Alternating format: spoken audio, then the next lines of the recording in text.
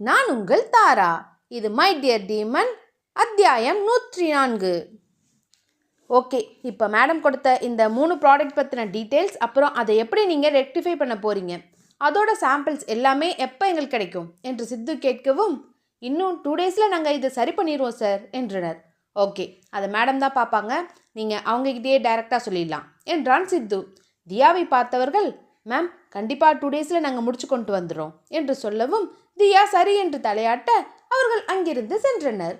அவர்கள் சென்றதும் தியாவை பார்த்த சித்து, மிஸ்ஸஸ் தீரன் புரியுதா உங்களுக்கு என்று கேட்கவும், புரியுது என்றாள் தியா. உண்மையிலேயே இவன் நமக்கு சொல்லிக் கொடுக்க தான் வந்திருக்கான், நாம தான் இவனை தப்பாக நினைச்சிட்டோம் என்று நினைத்தாள் தியா. அன்று நடந்த நிகழ்வுகளால் தியாவிற்கு சித்துவின் மேல் உள்ள கோபம் குறைந்து சற்று மரியாதை கூடியது. அதன் பிறகு தியா சித்து சொல்லும் வேலைகளை பொறுப்புடன் கேட்டு செய்ய ஆரம்பித்தாள்.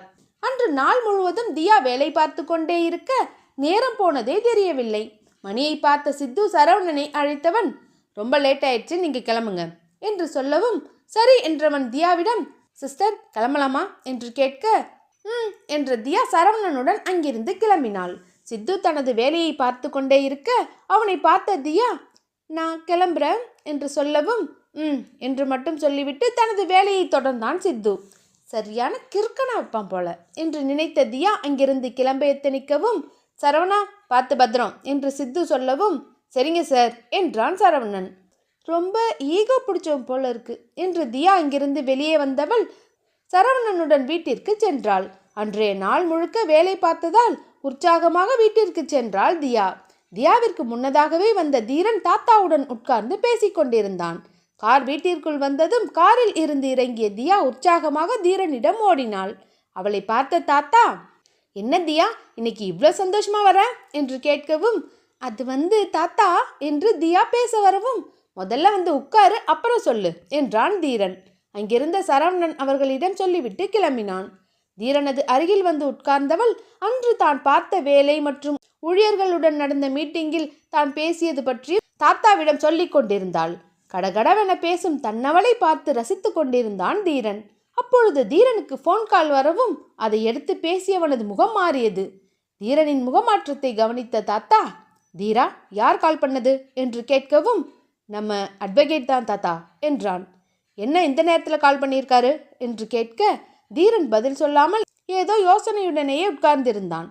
அவனது முகத்தை பார்த்து ஏதோ சரியில்லை என்று உணர்ந்த தியா, என்னாச்சு தீரா என்று கேட்கவும், அதற்கும் தீரனிடமிருந்து பதிலே வரவில்லை. மீண்டும் தீரனுக்கு போன் கால் வரவும் அதை எடுத்து பேசிக்கொண்டே அங்கிருந்து வெளியே வந்துவிட்டான். தீரனின் செயல்களை பார்த்து குழம்பிய தியா தாத்தாவை பார்த்தவள், தாத்தா ஏன் தீரன் இப்படி இருக்கா, யார் கால் பண்ணது என்று கேட்கவும், தெரியலம்மா, நானும் கேட்டனே, பதில் சொல்லாம அப்படியே உட்கார்ந்துருக்கான் என்று சொல்ல, சரி இருங்க தாத்தா, நான் போய் என்னன்னு பார்க்குறேன் என்று சொல்லிவிட்டு எழுந்து அவன் பின்னாலேயே வந்தாள் தியா. தீரன் டென்ஷனாக பேசிக்கொண்டிருக்கவும் தியா என்னவாக இருக்கும் என்று அவனையே பார்த்து கொண்டிருந்தாள். சரி நான் இப்பவே கிளம்பி வரேன் என்று தீரன் போன் காலை கட் செய்து திரும்ப அங்கு தியா நின்று கொண்டிருந்தாள். என்னாச்சு தீரா, ஏன் இவ்வளோ டென்ஷனா இருக்க என்று தியா கேட்கவும், சொல்றேன் வா என்று தியாவை அழைத்து கொண்டு தாத்தாவிடம் வந்தான் தீரன்.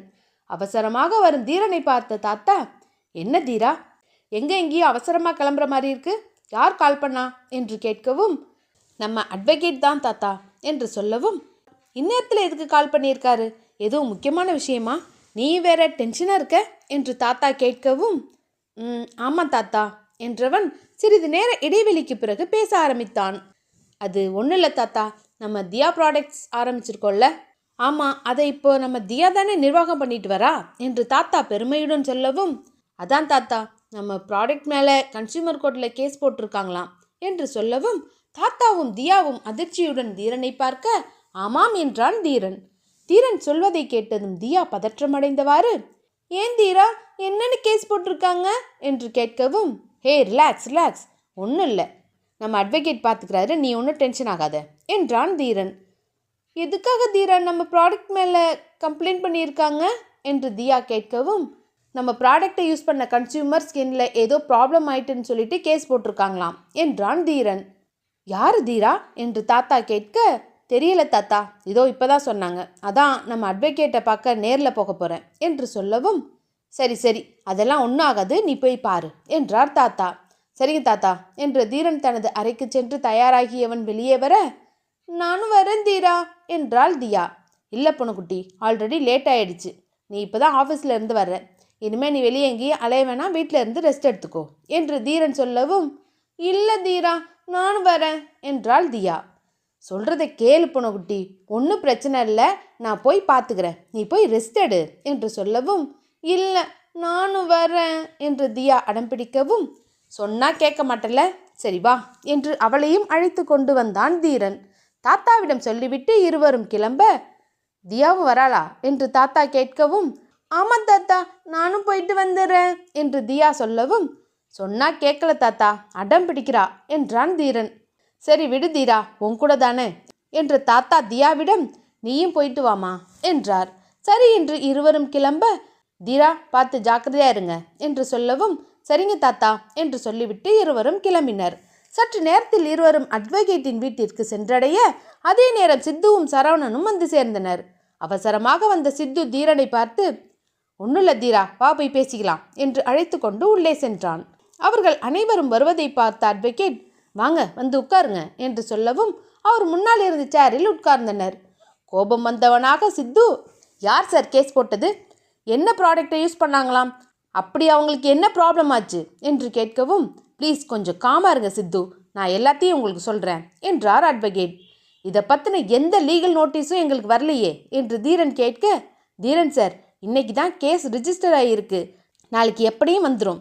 இது உங்களோட விஷயங்கிறதுனால நமக்கு முன்னாடியே தகவல் வந்துடுச்சு என்றார் அட்வொகேட். சரி, இதை போட்டவங்க யாருன்னு தெரிஞ்ச உடனே அதை நம்ம வாபஸ் வாங்க வைக்கலாம்ல என்று சித்து கேட்கவும், அதுவும் நாளைக்கு தெரிஞ்சிடும் சித்து சார், அது வரைக்கும் கொஞ்சம் பொறுமையாக இருங்க என்றார் அட்வொகேட். ஐயோ சார், பொறுமையாக இருங்கன்னு சொல்கிறீங்க. நாளைக்கு இந்த விஷயம் கம்பெனியில் இருக்க ஒர்க்கர்ஸ்க்கு தெரிஞ்சதுன்னா இன்செக்யூராக ஃபீல் பண்ணி வேறு ஏதாவது பிரச்சனை ஆரம்பிச்சிட்டா என்று சித்து சொல்லவும், ஆமாம் சித்து, அதெல்லாம் கண்டிப்பாக நாளைக்கு நடக்கும், எல்லாத்துக்கும் நாம் தயாராக தான் இருக்கணும் என்றான் தீரன். தீரன் அப்படி சொல்லவும் எல்லோரும் அவனை அதிர்ச்சியுடன் பார்க்க, இதெல்லாம் நான் எக்ஸ்பெக்ட் பண்ணது தான், என்ன கொஞ்சம் லேட்டாக நடக்கும்னு நினச்சேன், அது முன்னாடியே நடந்திருக்கு, அவ்வளவுதான் என்று கூலாக தீரன் சொல்லவும், ஐயோ தீரா, இதெல்லாம் உனக்கு முன்னாடியே நடக்கும்னு தெரிஞ்சிருந்தா நீ இதை தடுத்து நிறுத்தி இருக்கலாம்ல, இதெல்லாம் செய்கிறது யாரு என்று தியா கேட்கவும், வேற யாரு, எல்லாம் என் பங்காளிங்க வேலையாக தான் இருக்கும் என்ற தீரன் சோம்பல் முறித்தான். தியா புரியாமல் விழிக்க சரவணன், சிஸ்டர், பாஸ் சொல்றது எஸ்எஸ்ஆர் குரூப்ஸ் தான் என்றான். சற்று நேரம் யோசித்த சித்து, இதில் அந்த எஸ்எஸ்ஆர் மட்டும் இல்லை, அதோட இன்னொரு கையும் சேர்ந்திருக்கதா இன்ஃபர்மேஷன் என்று சித்து சொல்ல, அது யாரு என்று தியா கேட்கவும், எல்லாம் உங்களோட க்ளோஸ் ஃப்ரெண்டு தான் என்று நக்கலாக சித்து கூற, தியா தீரனை பார்த்தாள். தீரன் பொறுமையாக, அதான் அந்த அதிதி என்றதும் தியா அவனை பார்த்து விழிக்க, இந்த எபிசோட் முடியுது.